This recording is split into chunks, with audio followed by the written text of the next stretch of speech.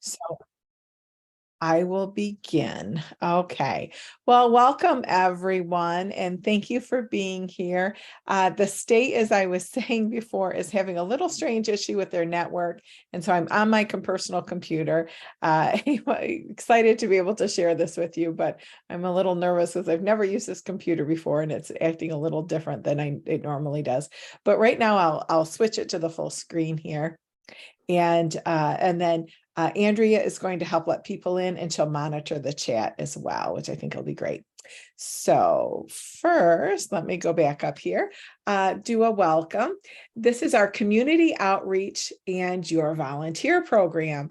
This is presented by the Michigan Community Service Commission, and we have some really terrific funding for all of these sessions that we do. They're always offered free of charge to you as a nonprofit, and we're here to support every nonprofit in the state, which I think is just absolutely wonderful. As someone who's been in this field for a long time, we don't always have access to really high quality volunteer management training, but we are changing that here at the Commission with the help of the Volunteer Generation Fund grant from AmeriCorps. And there may be times when I ask you things like, hey, do you mind sharing some information with us? And it's usually things like, are your volunteer hours, maybe a great story, your volunteer numbers, but you do not have to ever give us any kind of personal information about your volunteers or anything like that. But we, as a whole, try to tell the story of volunteerism in the state and try to move those numbers where that's concerned. So with this is all about how do you increase your community reach and improve your volunteer program. And it's done by several different ways, as we know. So here's our introduction. I'm Melissa Sherry, and I've been here with the Commission for almost 3 years now. I have been in volunteer management for close to 25 years.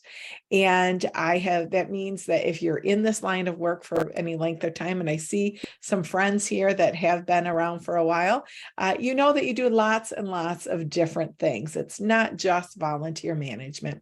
It's community building, it's program development, it's fund development, it's, I've built lots of things, sometimes actually by hand, but designed facilities, things like that. So you do everything. It is definitely a catch-all kind of a thing, but I think sometimes our skills are underappreciated in terms of what we bring to the table to build a team and things like that. So my other hope is that we always raise the bar in terms of who we are and what we can do in this field. So the Michigan Community Service Commission, if you're not familiar with the commission, we are a department of state government. And with that in mind, we do everything volunteerism. The commission is the administrative office for AmeriCorps, and we also respond in times of disaster for volunteer and donations management. And any other time of the year, we are there for emergencies. We're there for new things that come about in state government where they want volunteers involved. Some of those things this last year have been some tutoring and mentoring in schools. And we do a great job of recruiting a lot of volunteers, and we have a lot of tools that do that. And a lot of these tools are made possible by that volunteer generation fund. The volunteer generation fund provided some resources that we're going to talk about today, and we're going to really reiterate what those resources are and what they can do to help you as you're trying to expand the reach of your organization. Let me ask a question, if you don't mind, and everyone here can chime in, unmute, even put it in the chat. Maybe Andrea can help me. I cannot see the chat right now from where I'm at, but so maybe unmuting would help. Are any of you in organizations where you have a great deal of brand awareness? And feel free just to pipe up.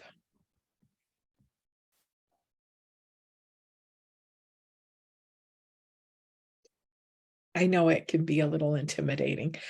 Well, I've been on both ends. I ran a volunteer center that really didn't have a lot of brand awareness. Half the time people thought we were Volunteers of America.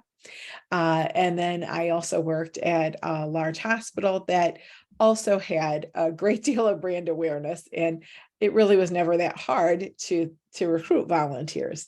So I've been on both ends of it. If you're on the latter end, good for you. But we can still help you here. If you're like most of us, sometimes you don't have the brand awareness, or they don't know what the community doesn't know what your needs are.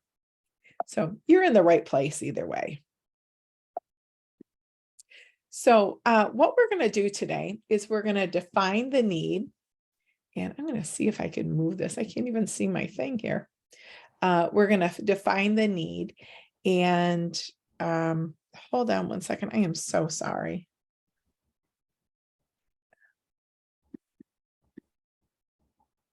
Okay. I'm going to go back to view. Sorry. Okay, we're going to define what your challenges are. So is your challenge that you do or do not have brand awareness? Is it that your challenge is that you don't have the volunteers that you need, or the types of volunteers that are available when you need them? Or is it that they don't have the skill set that you need to really propel your agency to where you need to go? So we're going to define what your needs are. So you have challenges, but you also have needs. Your needs, your long-term needs, kind of can go along with where do you want to go, and what's holding you back from that? And then let's explore the resources in your sphere. Everyone has a sphere. Sometimes we just don't think about what our circles are. And we're going to talk about our stakeholders. And then we're going to help you develop an action plan and an approach to find the help that you need. So why do you need to raise awareness of your organization? You could be missing out on, and yours can be your own, but they could be things like you're missing out on funding opportunities, our donors and donor relationships kind of skipping you by. Are you not being asked to the table to assist with community challenges? That can be a big red flag that you're not being asked. Also missing out on valuable opportunities to create partnerships. That might be with another organization, that might be, having a part in a funding opportunity, things like that. What if volunteers just can't find you? That was my issue. They found Volunteers of America, but sometimes they couldn't find me. And so I had to do some creative things to get that awareness out. And, is potential volunteer help not coming your way, whether it's because you're just not being seen in the right places? And then have your staff or your founder struggle to stay engaged? Are they finding it difficult to have meaningful work? And is there turnover or a lack of enthusiasm? These could all be signs that, you need to pay attention to in terms of where you're placed in the organization, how you're getting your name out, what kind of engagement are you involved in? So is your organization positioned to be noticed? I just have a couple of hints here for you. I asked if you were involved or if you have checked out your listing in the Michigan Nonprofit Guide. This is really important. This is one of the tools we're building with that volunteer generation grant. We're building a guide that will be like a phone book for any volunteer or a donor to search your organization in terms of cause, in terms of location and impact. This is a great way to tell your story.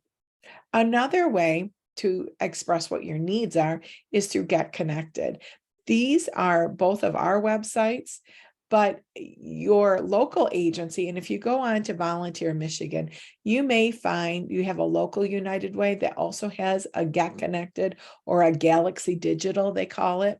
I kind of tend to like to call it Get Connected because Get Connected is what you want to happen. You want to get connected with those potential volunteers out there. But what I would encourage you to do is a few things. One, make sure that you have a listing in both of those. It shows you, both tools show you how to do that if you don't know. And I'm here to help you as well. But also make sure that if you do have things that are on Get Connected or Galaxy, that you're updating them periodically. It kind of refreshes it, and it makes sure that volunteers know what your latest needs are. And then here's another thing. We find that sometimes smaller organizations lack the capacity to do these things, like have a website, uh, start out in social media, or, being associated with a national coalition can also drive a lot of attention to your organization. Is that possible with your nonprofit? If it is, make sure that you do pay attention to what is out there about your organization on that national site. That's a good thing. And then here's the thing. Do you have friends in media, or are you friends with elected officials? These are relationships that are pretty easy to cultivate, especially if you have good stories. I remember early in my career, we had unfortunately had a bad thing that happened in the parent organization I was working with. And it was an embezzlement, unfortunately. And boy, did you feel like the spotlight was on us, but I actually worked for a smaller subset of that organization. And through this, I met the television producer, or the news producer at our local news station. And he said, well, how can I help you? And he was very upfront about it. And then it made me think, I should be like this with other people. How can you help me? And you know what we started doing? We started doing these highlights on volunteers. We started highlighting organizations' needs. And we were telling good stories about what was happening out there. And people absolutely loved it. And then as I started to think more about this, how can we start to raise the awareness of the stories of volunteers in our community? And so I would start to do things like I would make friends with people at the newspaper. I would start to make friends with people who had websites as social media came out, that they would actually have their volunteers, their employees volunteer for us, and then they would tell the story. And it really it was a plan, and that I'm going to share with you. But also I would ask you to think about elected officials and think about people who could be advocates for you. They don't have to necessarily all be elected officials. We had a lot of people who would be like friends of our organization that would advocate for things like funding for us. They would also advocate for attention and help us get things into newsletters, help us get seen by the kind of people that we were looking for, the people who had the skills and the talents. One of the other ways that was a huge boon for our organization, and I've done this everywhere I've went, I've always become friends with the people in the DEI area, and they tend to have a budget that's usually bigger than mine to be able to be seen in places and be involved in communities that I'm not normally involved in. I'm not, I'm a white woman. I'm not involved in the African American community. I'm not involved in our community where I live, the Hmong community. We were able to attract a lot of younger people in that community to come and volunteer. So slowly, what we were able to do is create a volunteer program that was very reflective of the community that we served. But I wasn't the right person to always go in and do that ask. So we worked with our DEI folks who they helped our team have the cultural awareness to be able to understand other cultures, which that should be standard in every organization, hopefully. But if you don't have those resources, there's help out there. And then we began this recruitment, and it really did pay off. We had a lot of people who came and had wonderful skill sets, had a really great way to bring skills and things like that and different perspectives to the table. So as we were able to do all of these things one by one, and it seems like it's very overwhelming, we did start to get noticed more, and internally things were different. Like we were being asked to help build, help select committee members and board members for the organization. And this is a very large hospital. And so that was one way we diversified. Another way that we diversified is that we were able to build and sustain a patient family advisory council that really went across the entire organization and began to nationally move the patient satisfaction scores for that organization up, which, if you had any idea how many hospitals there are, it's, in this case, it's comparing it to like 500 other hospitals. And in sometimes in places that are happier than Michigan, because we have wintertime, and organizations that were doing a lot better than us, but we started being able to compete with them on a national level in terms of patient satisfaction. With that in mind, that was just a good byproduct of it. But what we did is we created a very healthy community involvement, a sense of great involvement and pride in that organization, from using all of our stakeholders and understanding who all the stakeholders are. So that's just something just to keep in mind, and it really kind of touches on the next things that we're going to talk about. Does anyone have any questions right now, too?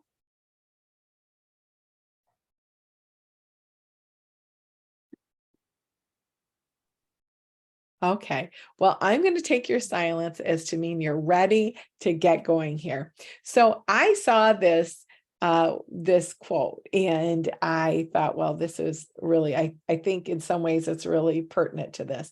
The way to get started is to quit talking and begin doing. Old Walt Disney there. And I don't mean just jump in and just tackle it all, because I think it's very hard to sustain these kind of efforts without a solid plan. And if you remember that old saying, the best way to eat an elephant is one bite at a time. So I would say it's kind of, we're going to be putting things into bites, and you can very easily get overwhelmed by this. I feel like I could get overwhelmed by any of these big ideas, and we're gonna talk about that. But the first thing you need to do is define what your challenge is. What is your challenge? And at this point, I'm going to ask you, I know we're not a real talkative group, but I'll ask you if you wouldn't mind grabbing a pen and a piece of paper. So define the need. Take a moment here, and in one or two simple sentences, define the challenge that makes it difficult for your organization to have the brand awareness that's desired. And that brand awareness, as you're thinking about this, may be in terms of attracting volunteers. It may be in terms of fund development. It may be in terms of just where you're at in your organization's development. Do people know about you? Do they understand your mission? Do even your closest stakeholders understand your mission, vision, and values? What is the need? And if someone wants to share, I'll take a sip of my Diet Coke and I'll let you share.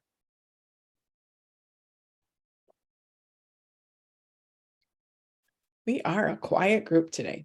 That is totally okay. So, as you're thinking about this, this is not a solo mission. You may have points of conflict in terms of like, gosh, this isn't working right. You may not even understand the whole challenge. When we're in silos, I think it's really easy to have a one-sided view of what the challenge is. So one of the things that doing a big investment like this involves is asking the team. So first of all, I think you need to develop who your stakeholders are and think about it in a very wide range. I had the pleasure of working on a Malcolm Baldrige on both sides of it. I was a state reviewer, and I also helped write a an application for that. And if you don't know what that is, it is an entire process improvement system, and it can be for education, healthcare, nonprofit, and business.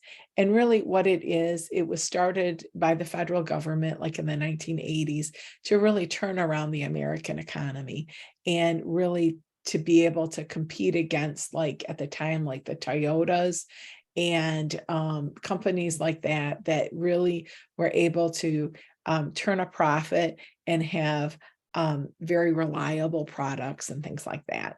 So basically that's what it is, but it has all these principles. And the first couple times, the first time that we had a Malcolm Baldrige examiner team come into our organization, our application was good enough, and they said, okay, we're going to come and see you. And what they're doing is, you wrote 50 pages, and that's all you get, of what this is. We're going to come and talk to your people and see if you are really as good as you say you are. So that's where the rubber meets the road. Well, I had a real learning lesson in that moment, is who is your team? Who are your stakeholders?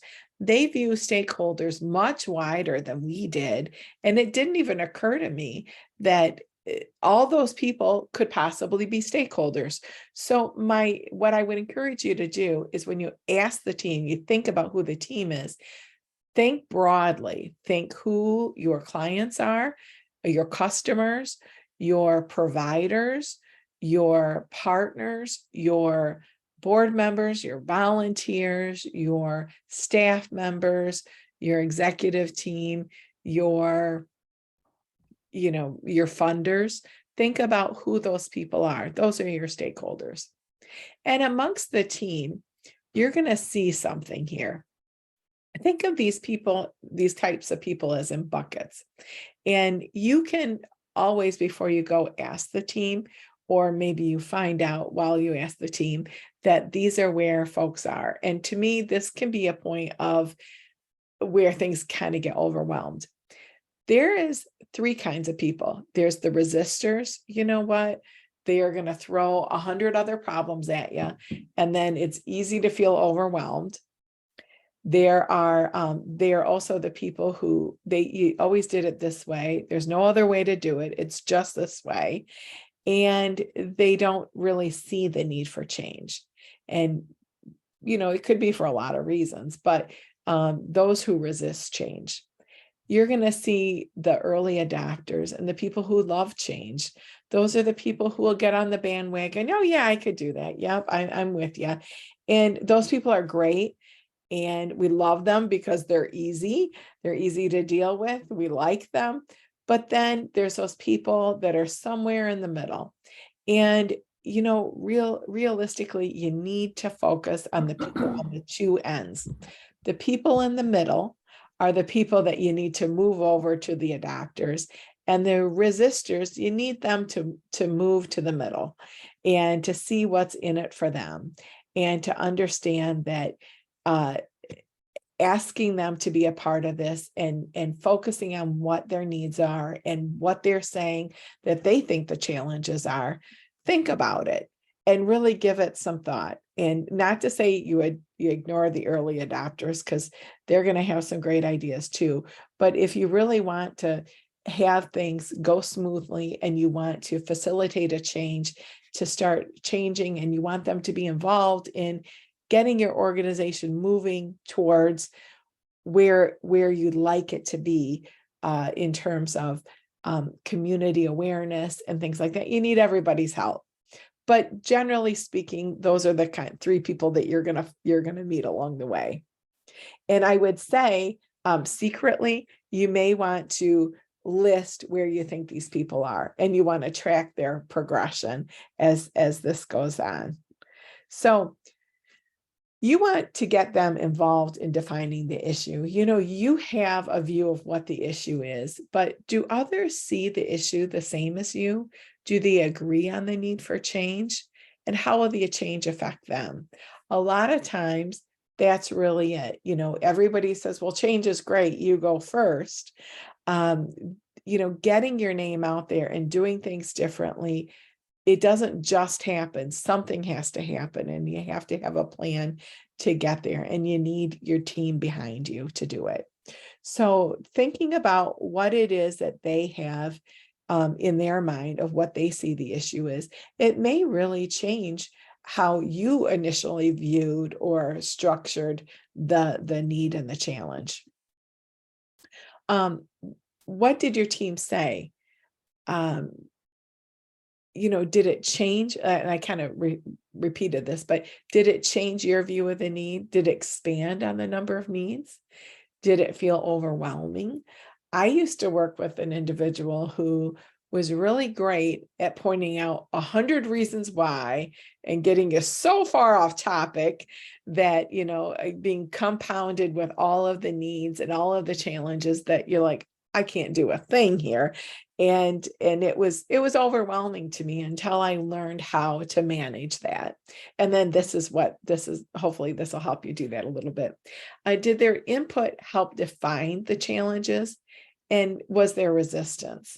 There would not only be some resistance, but there would be a million, conflicting needs that would come from this person. And then, I would really go back to where we wanted to go with this. Well, I understand we have challenges, but let's talk about what the future is. We can't deal with those challenges until we know where we want to go. And that's where we want to focus. And that was the best thing I ever learned, how to deal with that person. I liked that person. I enjoyed working with them. I respected them. But I tell you, I just knew that every time I came and I was looking for this kind of feedback, I would get this kind of response from that person. And then once I knew how to deal with it, it was never a challenge anymore. And I could always move that person to, it was that movement of that person to that better state. They always wanted a better state, but they saw these other needs as well. So here's it. This is one of the things. What do you want to look like? When you're talking about the need for greater awareness, you need everybody at the table to talk about what is it that you want our organization to look like, to feel like, to be presented as. And, I'm going to give you just a minute or two to write a couple sentences about the ideal future state. And if you had the brand recognition that you needed, what would it look like? Would it be, we would have all the volunteers we needed for every event that we had? Would we have a waiting list of volunteers to help our clients? Would we have more clients? Would we be able to help more people?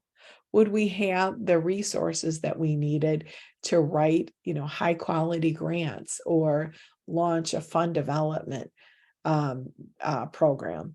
Would we be able to have the social media presence and have people answering those and doing what we wanted there? What would that look like?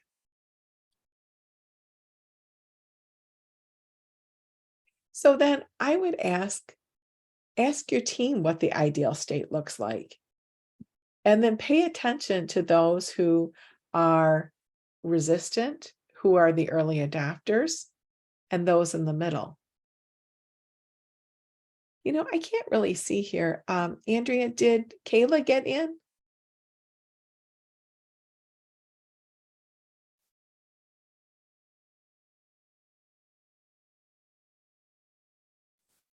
All right. So let me just go up here. I'm going to just exit for a second.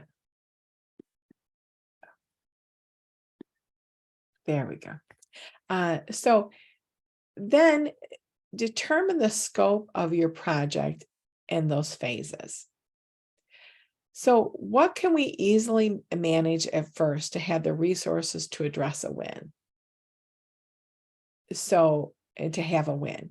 So what I would say in this is, what are some of the easy things you could do? I think some of the easy things in my mind would be, and we would kind of plan these ahead of time, and we would create like, what is the scope from the beginning to the end? And if it's that we want more volunteers to help with X, Y, Z, but they have a certain skill set that we can't access, what I think you need to do is really think about what are those skills and where are those people. And I have some activities that I'm going to share with you that can help with that too. So what can we easily manage at first and have the resources, and that we have the resources to address that, and we can have an easy win. To me, one of the easy things would be updating your or posting things on Get Connected. We have 12,000 people in our Get Connected, and it's an easy way to get your need in front of a whole lot of people. What are the needs? Do you need more? Do you need more time? Do you need more resources? What are those resources that you need? Is it that, you need to have access to the internet to do that? That's really all you need. And you're here today, so you probably do have access. And then what is the complete stretch? And we just can't accomplish those things right now. So these are just kind of like 3 tiers of needs that you would have. So your scope, you have things that are easy to achieve. You have things that maybe we don't have all the resources right now. We don't have all the time. And then what is just a complete stretch? I mean, right now, there's just no way. We haven't planned for these resources, but this is where we want to go in the future. So it's like a now, in the near future, and in the way future is some of the ways to think about the scope of, where you want to go with your community awareness, your brand awareness, things like that. It doesn't happen overnight. But if you have a plan, it's easier to get to that point. And then you're involving other people and you're hearing what those ideas are, and you're able to kind of put them into frame. One of the tools that I'm going to share with you after the session is like a planning tool. And one of them is about asking people about that future state that we just talked about. How do you facilitate one of those meetings? And there's ideas there how you could do it virtually so that it's easy enough for people who are, scattered everywhere, that they can participate. And then how do you do it in person? You can do it with a whiteboard tool virtually, and it looks a lot like the in-person. You just need to have people who are willing to participate and speak up and things like that. But I find that when you just ask people in a room, you only hear from the loudest voices. You only hear from the person who's willing to speak up. And just like today, we have a lot of people who are really great thinkers. They do great work in their areas, but you're not familiar and you're afraid to speak up. So you let me do all the talking. I'm teasing you, but that happens in those rooms. So when you just ask the question. So instead, what I like to do is I like to have in an in-person session, when you're planning the scope and you're just trying to figure out and facilitate what a future state would look like, would be to have questions on a big piece of paper, on each question, a big piece of paper scattered around the room. And then on the table, everyone has sticky notes. Sometimes it helps when they're little sticky notes. Sometimes it helps when they're big sticky notes. You decide, but lots of pens, lots of stickies, and you give everybody a pad. And what you do is you go question by question, and then you give them a minute or two to write down their responses. This ends up being like a beautiful exercise to very quickly figure out what the priorities are. And you have the entire room, all of these stakeholders are giving you what the priorities are. And it starts to lay out the roadmap for what you can do early, middle, and stretch for achieving these goals.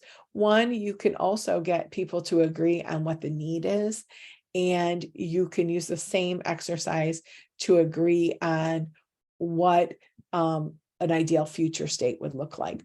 So when you do this, you let them go, they can go question by question, or you can have them take a few questions, and then they are going to meaningfully write down what their response is and their contribution, and they'll stick it up there on the paper. And then what happens is, once everyone has done that, you can kind of lump these into themes and do it with the group. Lump them into themes, and you'll start to find that there's some similarities. There's always going to be some outliers, and that's just fine.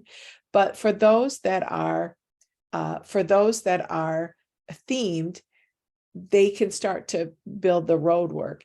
And then as you summarize those themes, you can have those individuals begin to identify what the priority is. And then all of a sudden, this great big, overwhelming project comes very clearly into focus. And your entire team, all those stakeholders, have been able to say, hey, you know what? That's what's most important. That's an easy win for us. We can do that. And then after you take that and you go away from the meeting, you can take these and begin to put some thought into who, what, when. We called these like the 3 W's, and it helps to plan your progress meetings. And you're going to say, hey, by the end of first quarter, we will have put out 3 media releases, and so is responsible for those. And, what resources do they need? As you sit down and you plan, you put the resources. If there's somebody that they're supposed to run it by, that's calculated in there. And then everybody has their to-do list. It kind of works out really beautifully, but in a very simple way. You take something that is huge and we don't know how to do it, to breaking it down into simple pieces. And then you can begin to track the progress of that as well. I hope that makes more sense, but when you see those tools, I think that you'll see those. So you can have that team decide what is easily managed first for some easy wins, and then what needs more resources and more time, and then what is a complete stretch goal that you're going to maybe be able to achieve later.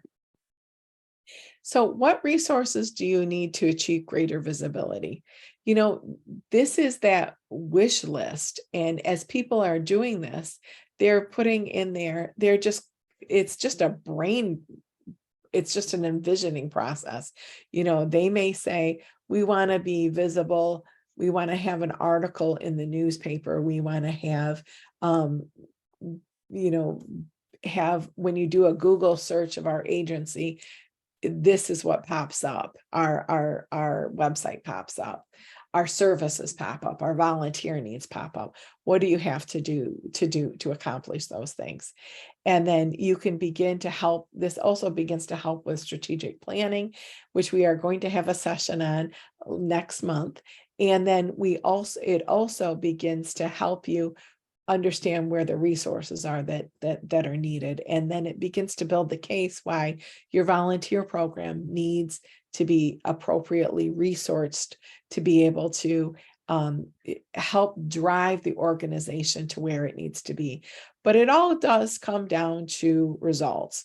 And with your results, you can begin using this process to be able to track, where are you on track? What adjustments do you need to make? And then how are you celebrating those wins? And as you celebrate those wins, it's really, really important that you go back to those people, those resistors, and those people that are in the middle, and those early adopters, and that they feel good about this. They know where it's going. They understand the project, that it's not just done in a silo.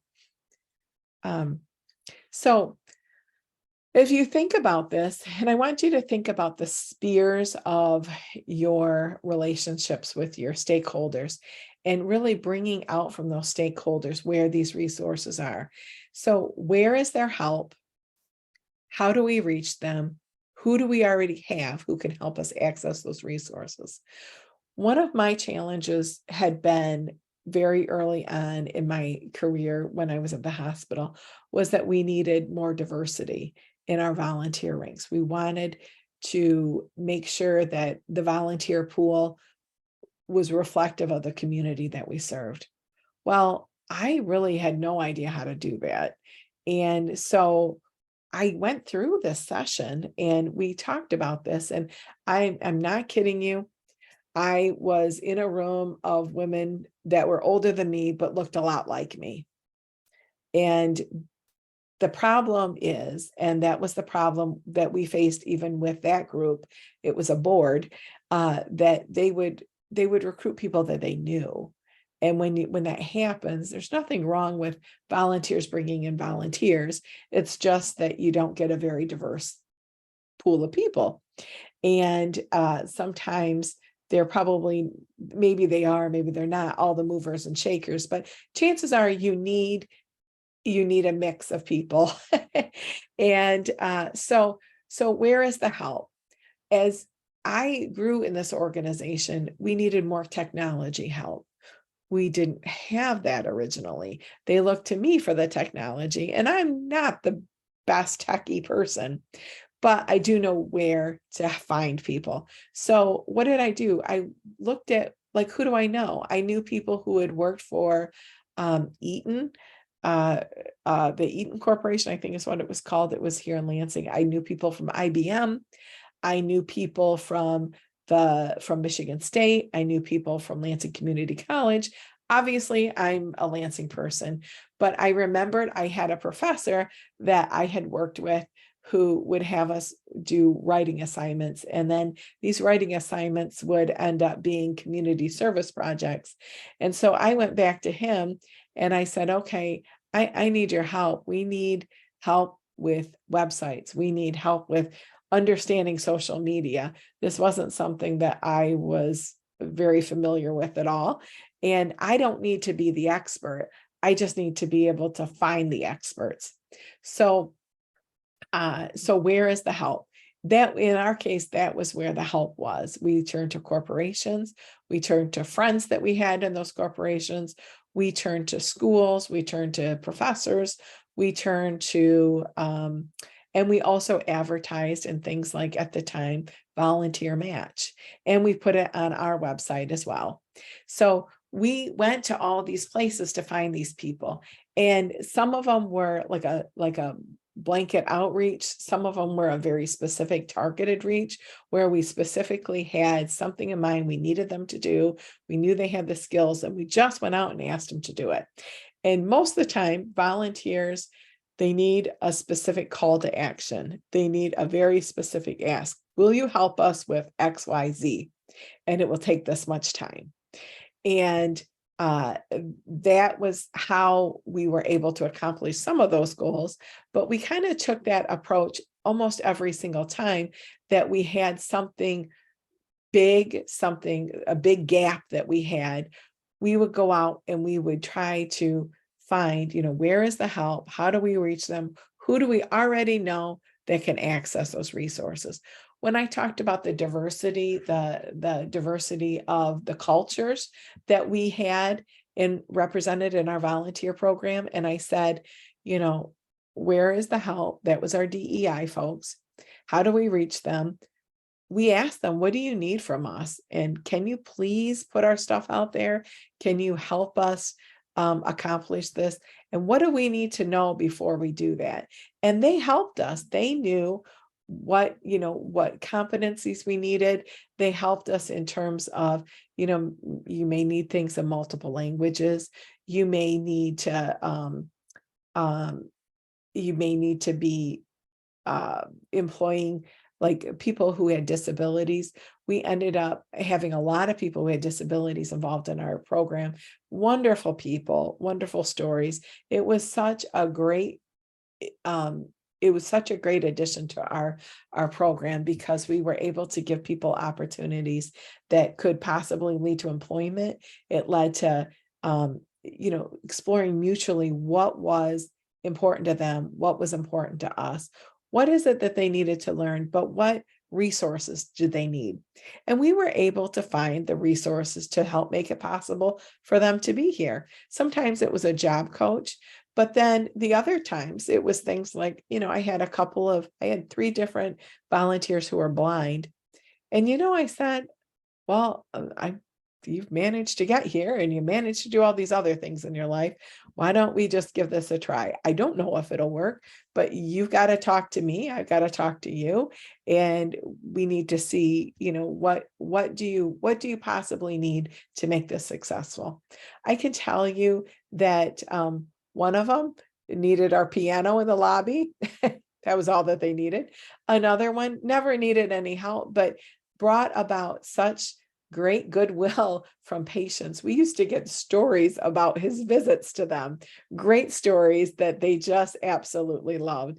People were just really, they loved it. He was just a very vivacious kind of a person anyway, but to think that if we weren't open to those things and we weren't willing to change our parameters, that we would have missed out on that. We had another individual who was blind who collated papers, and I'm not really sure how she did it, but she did it and there was never an issue.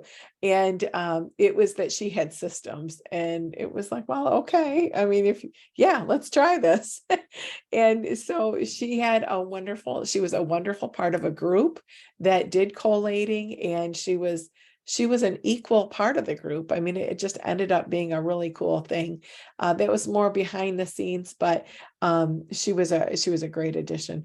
We also had a man who was confined to a wheelchair. He had a career in the Meyer warehouse, and he great guy, but he had some interest and things like that. He belonged to a Corvette club, and he just had his Corvette modified once he was in this wheelchair.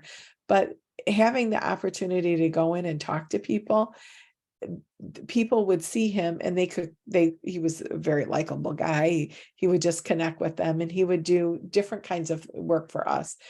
But what was really inspiring to people is, one, this was an accessible place for him to serve. That was great. Two, that they saw someone who had gone through some things, and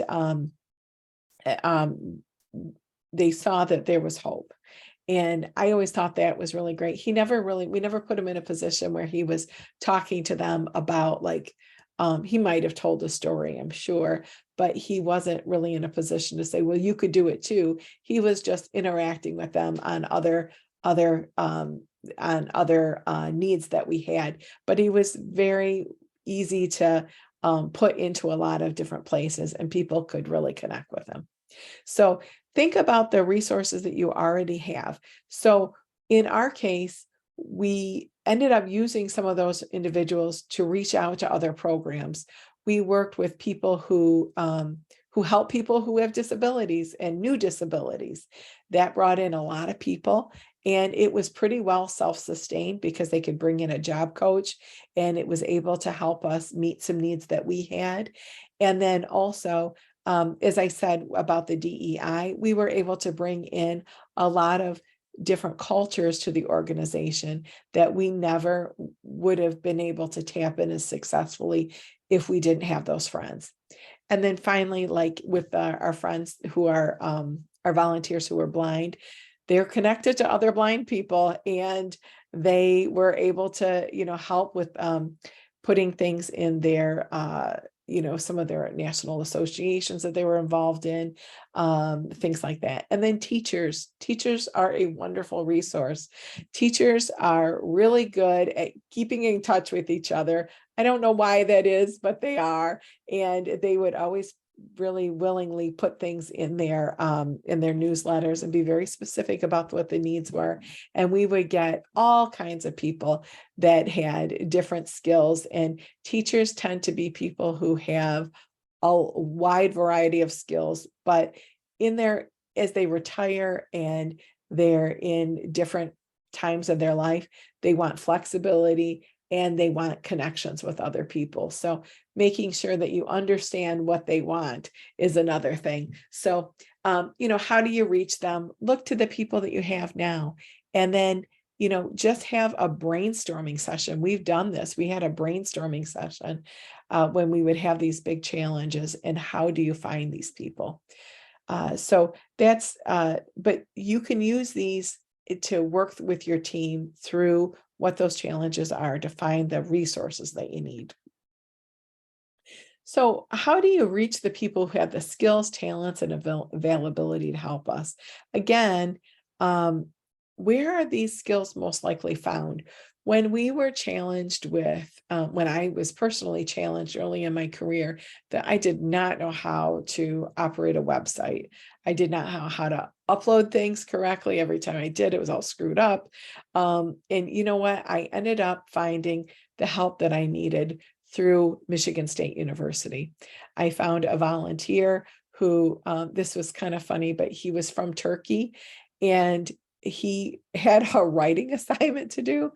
And I'm telling you, it wasn't working that smoothly, but he could understand this really well. And he could speak English. I mean, I needed to put the content up there. I made the content. He made it look good. He made it happen. And it really ended up being a cool win. But what I was going to say that was so funny is he moved back to Turkey at one point and he was at home and he was updating my website from halfway around the world. So I would tell you to, how do you need to change to get their help? Mine, I recognized immediately, I don't need you sitting right here. You and I have talked through this. You know what I want. I mean, you understand me. I understand you. You can put the content up there. And I was good with that. And then he would just make it always look really good. And he'd be right on top of, he made sure there were no problems because I got out of the way and he took care of it. So what kind of things do you need to change to get that kind of help? Do you need to do things at different times? Do you need to be able to switch to a virtual need? Do you need to be able to bring people together in a different way? COVID has shown us a lot of things can and maybe should be different. Can people do work at home and it's just fine? Those kind of things. So I know that you know what your needs are and you'll work through those, but do you already have the resources or help available to access those resources? I also really just kind of would keep a list of people in the back of my head in terms of, people who could help. I through when I would start to get asked to go to community meetings, I never shied away from those because I would learn people. I would learn who people are. I would learn who the movers and shakers are. It was interesting when I was at the United Way, I would work with these groups on developing a youth center in East Lansing. And one of the people that I came across was someone who worked for the police department. And that person, I needed like physical labor, and it was kind of tough and it was short term. It wasn't steady, and so it was more episodic. And so that person helped connect me and convince the people in the court system to send some of their drunk drivers to us. And then that person also worked with MSU, and there was an office, I don't really remember the name, but sometimes, unfortunately, students would get in trouble. If you remember Michigan State, sometimes people burn couches. I've gotten to know some of those people over the years, and they would have me work with those people to help them make amends to their community for the damage that they did. And it ended up being a great emphasis on restorative justice. They were able to make amends for the things that they did, work with the college and the university to make sure that they were on the right track, that this wasn't going to be the thing that ended their academic career, things like that. So think big, think wide, and think about like who do we know that has these resources, and how can we access them? And just even asking people, like those were two people that I came across, but I had a board member who is friends with everybody under the planet, and he would always do introductions for us, and he would help me get to other people. A couple things that he did for me, he had worked with a lot of the people at the time that were doing tax preparing. And it was interesting, about that same time, I think it happened because of this, but I got a call from the Points of Light Foundation. I had partnered with them on lots of things. And they said, hey, would you take an AmeriCorps Vista to work on the earned income tax credit? And they used the initials for it, and I didn't even know what it meant. And I quickly understood exactly what this was, the impact of it was. And what we did was, I went to that board member and I said, how do I even tap into this? This is, I went to the board, and he said, well, I know so-and-so, and we're going to go over and meet with so-and-so, and I'll give him a call today and I'll talk to him. And these were his friends, and he was able to get me into those circles. And what my role was is that we would help with volunteers. They would do the training, but we would do the recruitment. And now today, that is a huge piece still of what the United Way, that local United Way, does to support the community. And at the time, the impact was, and this is when they really started to take notice of the impact volunteers can make, is that the same amount of money that residents were leaving on the table for the earned income tax credit was exactly the amount of money that donors were spending on emergency utility assistance, which was a huge drag.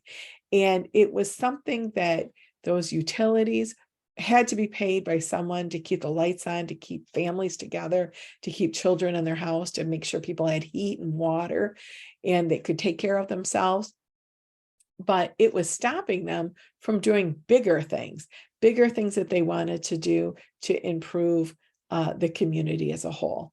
So think about that, and think about how those things can have an impact. And you can start to begin to be recognized in those circles, and whether it's internally or externally, for being able to bring those resources together. So think about your circles of influence. Think about who knows who. And it's really interesting when you have these kind of conversations, when you talk about the needs and who can help with what, because the reality is, who does your staff know? Who does your board know? Who do your volunteers know? Who does your who do your providers know, and how can they help you? So it's good to bring, hello? Hi, Kayla. Yep. So it's good to bring those people together to figure out who knows who in the system. Do we have something in the chat? I see something popped up in the chat. Nope, I guess. Okay.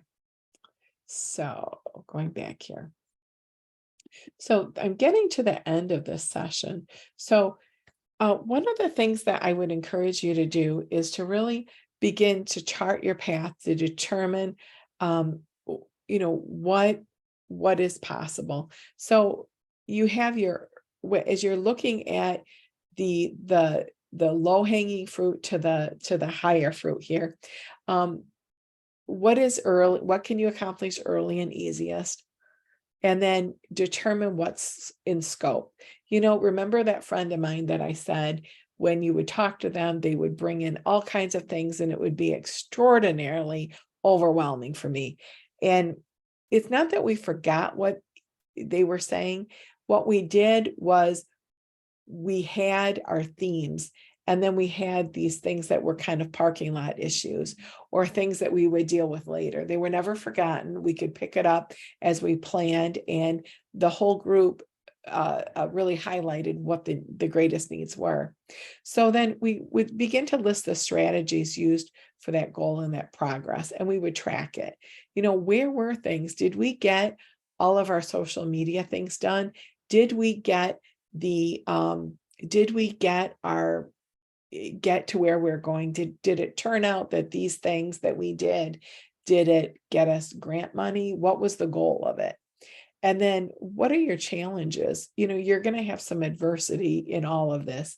And then document, and as you're tracking it, are you where you expect it to be? Do you need to make adjustments? How do you make those adjustments? And then it's extraordinarily important, especially for all those people involved, is that you celebrate the wins and you plan for others to be involved in that celebration. It may be a big celebration. It might be like just ice cream, and that's enough.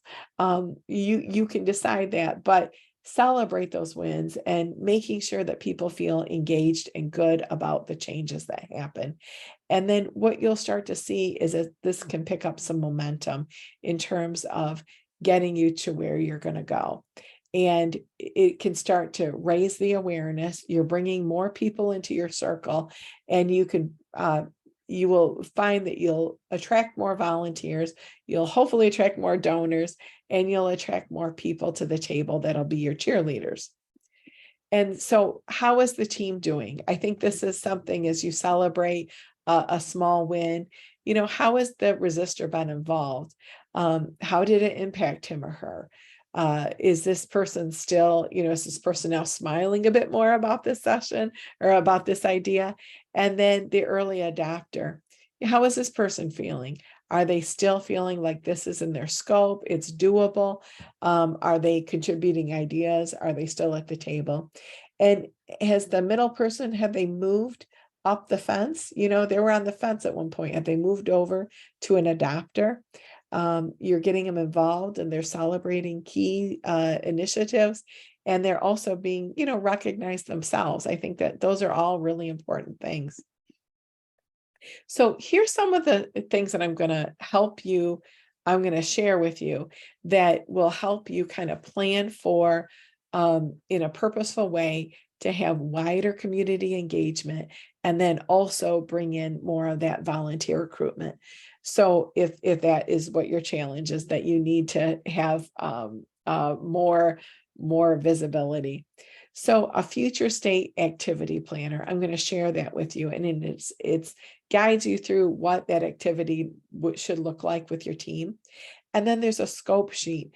You can't take on this whole project. You have an end goal in mind, but you have to have a scope, something where it starts, something where it ends, and then you can pick up phase 2. A progress meeting planner. It doesn't happen without people being invested, and not just one person can do it. So it has to be the team, and you need to have people meeting the deadlines along the way. And so I will share that with you, and it'll help you kind of say very quickly, okay, so-and-so, you've got this done. Now, did you do your part? Okay, great. So now we're ready to launch this. And you'll be able to move through these things very quickly.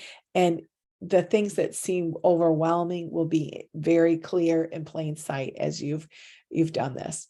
And then a dashboard to track your progress. I love dashboards. It tells you very quickly, very visibly, did you it's also called key performance indicators, but if a key performance indicator is that we need to have 4 stories a quarter that are picked up by either local news, whatever, or, we want so many responses from a social media post. And you can see where you're at and what do you have to do to be able to get to that goal. And then celebration activities. To me, those are so important to keeping a team involved and keeping the spirit of what you're doing very positive. I know in nonprofits, we are resource strict. We're strict on resources. We don't have enough of them. We don't have enough people power. But the most important job in an entire nonprofit is oftentimes the person who brings in resources. And a lot of times they think that's the financial person, the fundraising people, but it's really the volunteer leaders, the volunteer management professionals. And as you bring in more people that can help grow your organization, and you've set your organization up to be able to accept and honor those gifts that people are giving you, it's unbelievable. You've opened the lid to being able to have unlimited potential for your organization.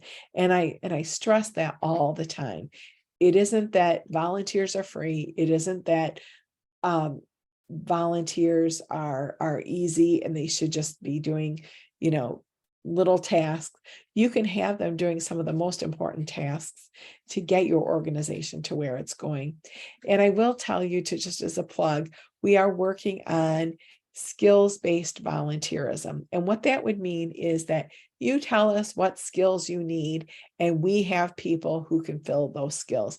They can do it maybe in person, they can do it, a lot of them are willing to do it remote, but the skills that we found from the people that we have so far, pretty unbelievable. They know how to do things like websites, they know how to do fund development, they know how to do grant writing, they know how to do strategic planning, things like that. So and then there's some good souls that are just would love to be able to do things like serve food. They like to be able to help in a disaster, things like that. So it's everyone and anyone that is in this pool of people for skills-based. But what I would encourage you to do is to go back and define what your needs are. And then you can come back and you can talk to me about it. I'm always happy to talk to you. Here's my contact information. And if you're just not sure where to find these people, I can kind of help guide you and give you some ideas to work through this.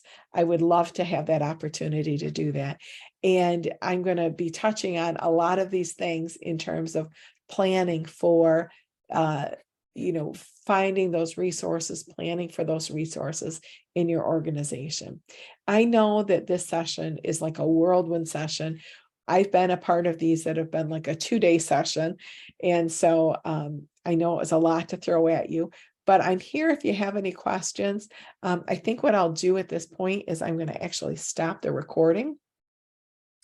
And if you would like to ask questions, feel free.